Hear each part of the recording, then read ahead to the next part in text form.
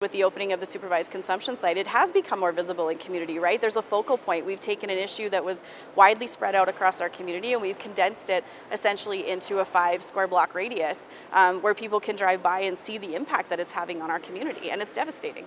While it may not be the dominant conversation, it is said that there's hope for the opioid epidemic and harm reduction is saving lives. There are lots of mornings that I get up and I wake up to a text that says, 2 years today and, thank you for my life back. Bork mentioned that since the launch of the supervised consumption site, a handful of people who survived overdoses were able to make decisions to go to detox or recovery programs. No specific numbers were given. But members of the community are still outraged. I'm all for having the safe site, having all of the addicts in one spot together, but I don't think handing out 20 needles to one person at a time is a good thing. I know that it sounds better to think that if there were only 20 needles circulating in community as opposed to 600 needles circulating potentially in community, but if those 20 needles are contaminated, the risk of somebody then contracting something is a lot higher than if we have 600 non-contaminated needles circulating in community. Comments on social media suggest the supervised consumption site now has a billiard table.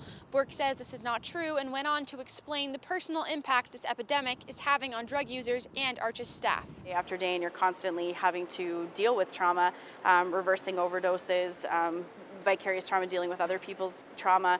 Our clientele are our highly traumatized population to begin with. It wears on you after a while. Burnout is really high in this field. How are you doing?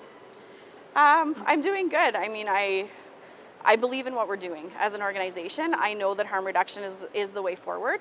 I know that the community will see positive results from the initiatives that we're implementing. I also know it's difficult. We're asking the community to shift away from everything they've ever known based on their societal values and accept something different, accept the fact that this is a crisis. We as a harm reduction organization don't believe that drugs are okay, but we also recognize that people are going to use drugs regardless of some of the measures that we take, and that at the very least we have to implement some systems or something to keep them safe in the process, and at the very least keep them alive. For Bridge City News, I'm Josee Foster.